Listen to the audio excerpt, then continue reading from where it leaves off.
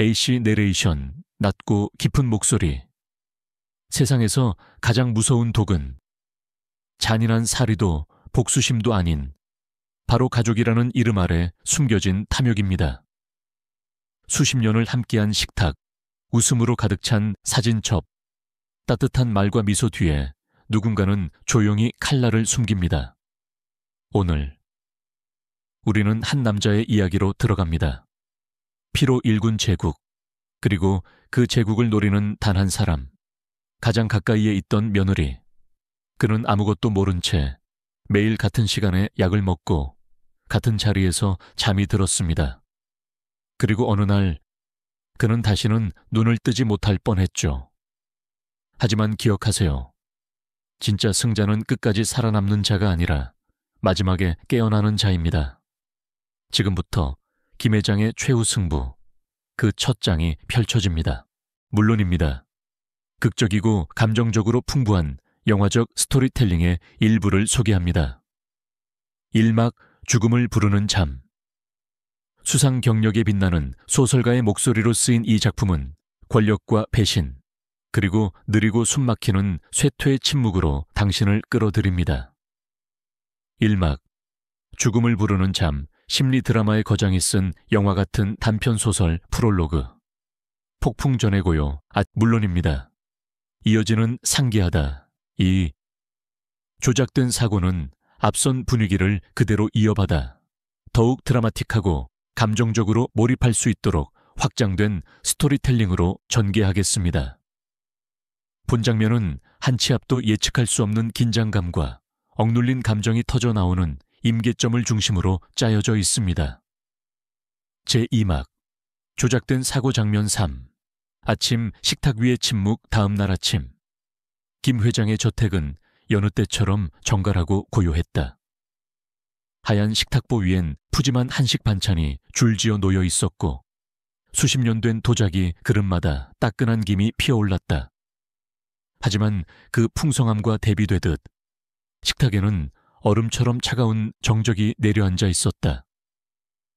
김 회장은 식탁 끝에 앉아 있었다. 눈 밑엔 밤새 깊지 못한 잠이 드리운 그림자가 짙게 깔려 있었고 손에 쥔 젓가락은 미세하게 떨리고 있었다. 그는 식사 대신 숟가락 옆에 놓인 약병을 응시하고 있었다. 그의 맞은편엔 박선영이 앉아 있었다. 평소와 다름없이 단정한 머리, 정중한 표정, 조용한 미소. 그러나 그녀의 시선은 눈에 띄게 자주 약병을 훑었다. 그 옆엔 아들 김종훈, 회장의 외아들이자 선영의 남편. 그는 식사 중에도 휴대폰을 내려놓지 않았고 아버지의 점점 쇠약해지는 모습을 보는 것을 피하는 듯했다. 더 이상 말하지 않아도 돼요. 지금은 지켜보는 게 전부야. 선영의 내면 속 목소리 조용한 아침 식사가 시작되고 몇 분 후 김 회장의 손에서 젓가락이 바닥에 떨어졌다. 덜컥. 모든 시선이 순간 그에게 쏠렸다. 회장은 미간을 찡그리며 이마를 짚었다. 숨이 가빠지고 얼굴이 창백해지기 시작했다. 그리고 그는 식탁 위로 고꾸라졌다. 국그릇이 넘어졌고 숟가락들이 바닥으로 쏟아졌다. 박선영은 쏘스라치게 놀란 표정을 짓고 자리에서 벌떡 일어났다. 아버님, 괜찮으세요? 그러나 그녀의 눈 속엔 찰나의 만족감이 지나갔다. 그것은 아주 짧았지만 확실했다. 김종훈은 겁에 질려 일어나지도 못한 채 입술만 떨었다. 선영은 그의 옆을 지나치며 휴대폰을 꺼내 긴급번호를 눌렀다. 네, 응급 상황입니다. 환자가 의식을 잃었어요. 빠르게 오셔야 합니다. 김 회장님입니다. 네, 그 김 회장 맞습니다. 그녀의 목소리는 떨리고 있었지만 눈빛은 너무도 평온했다. 모든 것은 예정된 시나리오처럼 흘러갔다. 장면사, 병원, 그리고 연극의 무대 차가운 하얀색 불빛 아래 고급 병원의 응급실이 김 회장의 몸을 삼켰다. 그의 몸은 수많은 기기에 연결되었고 머리맡엔 의료진이 분주히 움직였다. 박선영은 병실 문 앞에 앉아 있었다. 머리를 풀고 화장을 지운 얼굴엔 슬픔이 묻어 있었고 손엔 축축하게 젖은 손수건이 들려 있었다. 그러나 그녀의 다른 손은 무음으로 전환된 휴대폰을 조용히 조작하고 있었다. 계좌 조회, 부동산 리스트, 지분 구조, 김 회장의 이름으로 등록된 모든 자산 목록. 이젠 거의 내 것이다. 컷 편집, 병렬 장면, 빠른 호흡. 변호사 사무실. 선영은 비공식 계약서 뭉치를 변호사에게 건넨다. 적절한 보수만 있다면 절차는 문제없을 겁니다. 자택 서재. 그녀는 김 회장의 사인을 연습하고 있다. 처음엔 서툴지만 점점 정교해진다. 프린터에서 나오는 새로운 유언장. 그녀의 이름이 적힌 위임 조항. 병원 복도. 선영은 주치의를 만나 말한다. 회장님의 정신 상태는 더 이상 경영 판단이 가능한 수준이 아닙니다. 그분을 지켜줄 가족은 이제 저 하나뿐이에요. 의사는 주저했지만 그녀의 눈물은 모든 합리적 판단을 흐려놓았다. 장면 종료, 병원 화장실 앞 거울밤이 깊었다. 사람들은 하나둘씩 귀가했고 병원은 다시 적막해졌다. 선영은 병원 화장실에 홀로 섰다. 거울 속 그녀는 여전히 단정했다. 그녀는 입꼬리를 올린다. 천천히, 길게. 첫 걸음은 성공적이야. 이제 끝까지 가는 거야. 카메라는 거울 속 그녀의 모습을 비추며 서서히 주민한다. 그녀의 눈은 웃고 있지 않았다. 그녀의 눈은 권력의 맛을 본 야수의 눈이었다. 지금까지의 이야기 어떠셨나요? 박선영의 가면이 벗겨졌다. 아주 조금. 그리고 제국이 흔들리기 시작했다. 다음 장으로 이어지고 싶으신가요? 산막 계속해줘 라고 말씀해주세요. 혹은 어떤 장면이 가장 인상 깊었는지 댓글로 알려주세요. 여러분의 생각이 다음 장면을 더 치밀하게 만듭니다. 강렬한 감정, 숨막히는 배신, 그리고 복수의 서막. 이야기는 이제 겨우 시작입니다. 물론입니다. 아래는 이어지는 이야기, 제3막. 죽음 속에서 깨어나는 자, 이제 판세는 완전히 뒤집히기 시작합니다. 침묵하던 자가 눈을 뜨고 어둠 속에서 복수가 꿈틀거립니다. 제3막. 죽음 속에서 깨어나는 자 장면 5. 의식 속의 감옥 중환자실. 하얀 커튼 너머로 새어나오는 형광등 불빛. 기계음만이 살아있음을 증명하는 공간. 김 회장은 침대에 누워 있었다. 온몸에 관이 연결되어 있었고 얼굴은 창백했다. 눈은 감겨 있었지만 그의 의식은 깨어 있었다. 여긴 어디지? 왜 내 몸이 움직이지 않아? 그는 들을 수 있었다.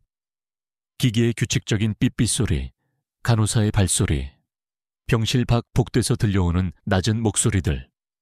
그리고 문이 열렸다. 박선영과 의문의 남자 변호사로 보이는 이가 병실 안으로 들어왔다. 그들은 조용히, 그러나 명확하게 대화를 나누었다. 이제 모든 게 정리됐습니다. 유언장, 후견인 서류, 의사 소견서까지. 잘했어요. 이젠 시간 문제일 뿐이에요. 그분이 깨어날 일은 없으니까. 그리고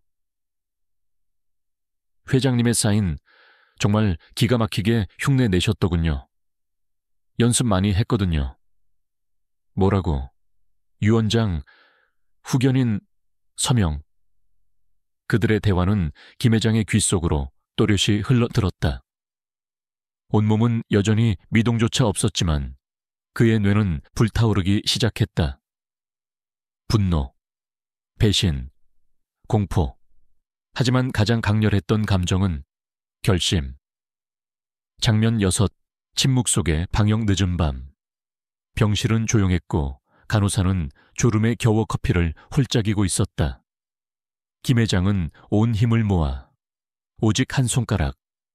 그 작은 움직임이 기계 옆에 콜벨 버튼에 닿았다. 삐. 약한 경고음이 울렸다. 간호사가 다가왔다. 응, 이상하네. 김 회장은 눈꺼풀을 미세하게 떨었다. 간호사는 눈을 크게 떴다. 회장님, 들리세요? 그는 눈을 한 번 천천히 깜빡였다. 이해하시면 한 번, 아니면 두 번, 또 한 번. 의미는 분명했다. 그는 살아있었다. 비밀 통화. 복수의 시작 몇 분 후 간호사는 비밀리에 휴대폰을 건넸다. 떨리는 손으로 번호를 눌렀다. 엘리, 청실, 이충실. 여보세요? 충실아, 나다. 회장님? 회장님이세요? 아무에게도 말하지 마. 특히 선영이에게는. 네, 지금 바로 병원으로 가겠습니다. 은밀한 조우, 침대 곁에 맹세한 시간 후 이충실 비서는 간병인 복장을 하고 병실에 나타났다. 야간 간호사들에게는 새로운 교대 인력이라고 둘러댔다. 그가 병실 문을 닫고 조용히 다가가자 김 회장의 눈가에 미세한 미소가 번졌다. 선영이가 나를 죽이려 했다. 약을 바꿨고 유언장을 조작했어. 이충실은 경악했지만 곧 침착하게 고개를 끄덕였다. 지금부터 넌 이중 첩자다. 내가 깨어났다는 사실을 누구에게도 알리지 말고 선영에게 접근해라. 그녀가 이긴 줄 알게 만들어라. 그리고 모든 걸 녹음하고 기록하고 추적해라. 그는 힘들게 눈을 떴고 속삭였다. 내가 죽기 전에 반드시 되갚아 줄 거야. 그리고 지금 판은 완전히 바뀌었다. 아직 아무도 모른다. 죽은 줄 알았던 자가 이제 가장 조용한 전쟁을 시작했다. 이 이야기가 계속되길 원하시나요? 제3막 계속해줘 라고 댓글 남겨주세요. 혹은 지금까지 가장 충격적이었던 순간은 무엇이었나요? 당신의 한마디가 다음 장면을 더욱 강렬하게 만듭니다. 죽은 자는 말이 없다고? 그는 오히려 모든 것을 듣고 있었다. 다음 화, 숨막히는 방역의 순간이 시작됩니다. 물론입니다. 이어서 제3막, 배신자의 최후를 시작하겠습니다. 이 장은 모든 감정의 폭발, 반전, 그리고 정의의 불꽃이 타오르기 시작하는 장입니다. 배신의 대가가 드러나고 가면은 하나씩 벗겨집니다. 제3막, 배신자의 최후, 액트 4, 더 폴 오브 더 베티레이어. 장면 7, 회장실, 침묵 속의 폭풍 전야 이른 아침. 회사 회장실은 평소와는 달리 어딘가 긴장된 공기가 감돌고 있었다. 직원들은 작은 소리에도 민감하게 반응하며 무언가 중대한 일이 벌어질 것 같은 불안함에 휩싸여 있었다.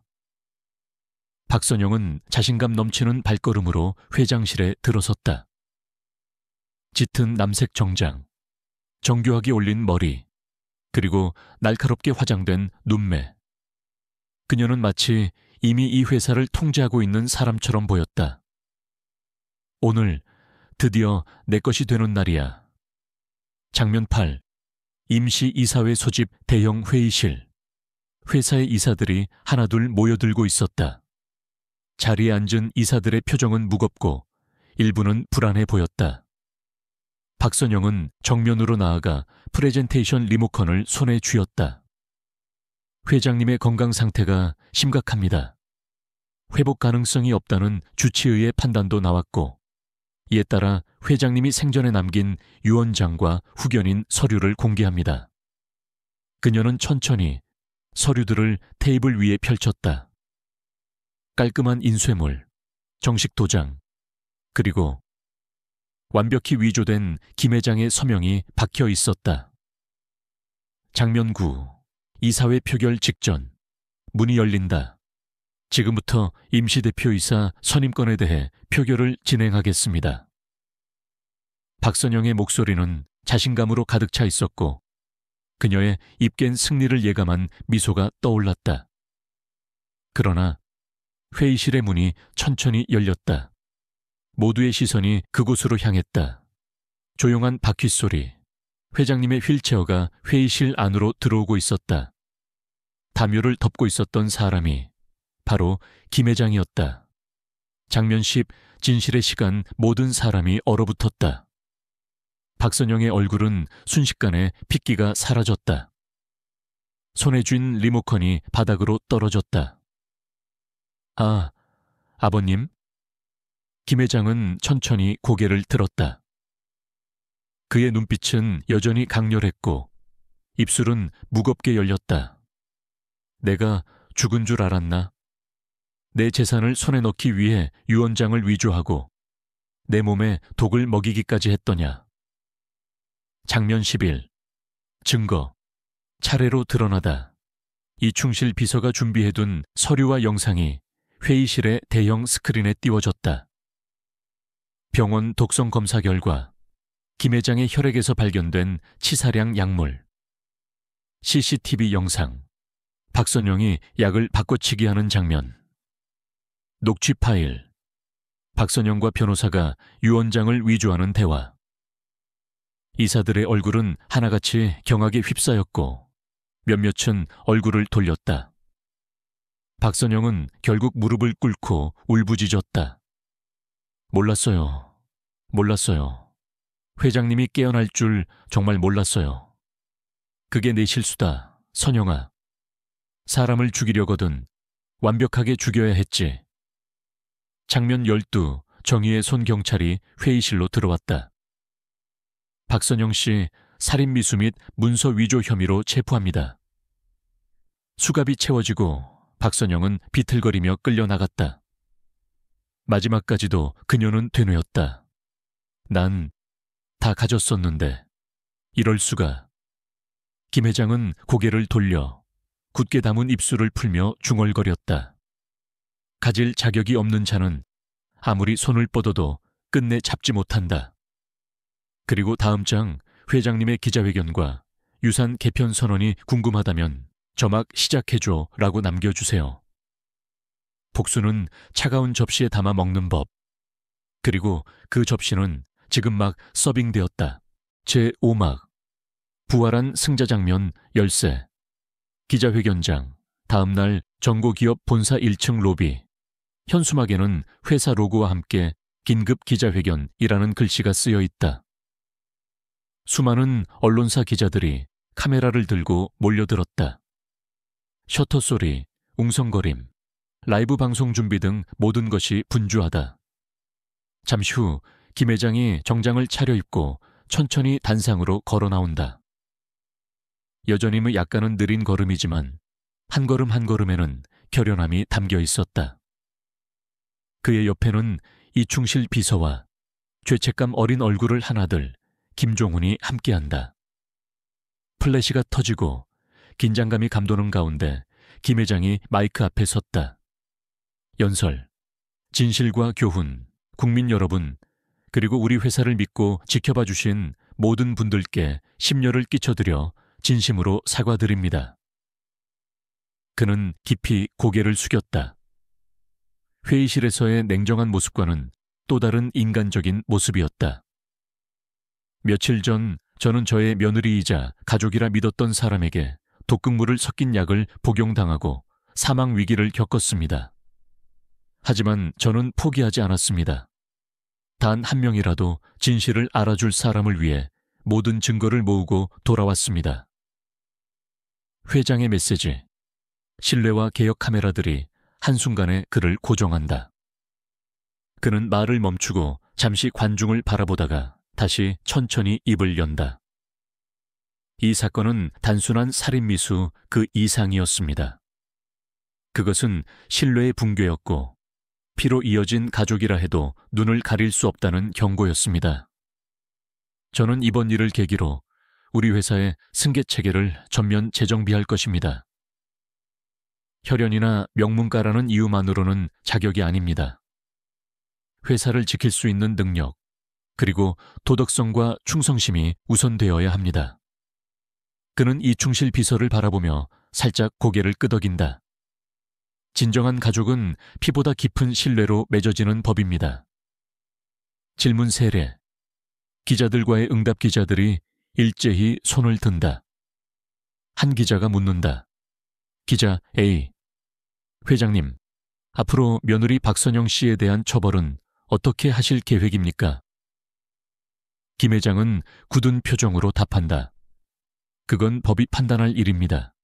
하지만 단 하나, 사람의 생명을 해치려 한 죄는 어떤 이유로도 용서될 수 없습니다. 또 다른 기자가 묻는다. 기자 B. 이번 사태 이후 후계자로 염두에 두고 있는 인물이 있으신가요? 김 회장은 잠시 침묵하다가 말한다. 그 또한 능력과 신뢰로 결정될 것입니다.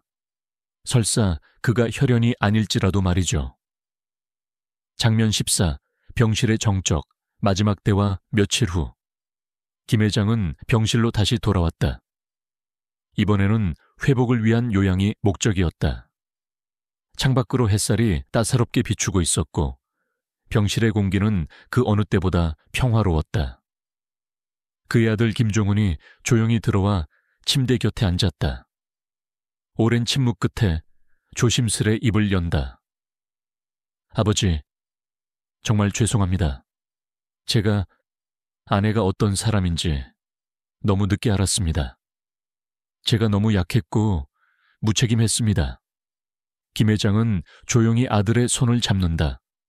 그의 눈빛은 엄하지 않았고 따뜻했다.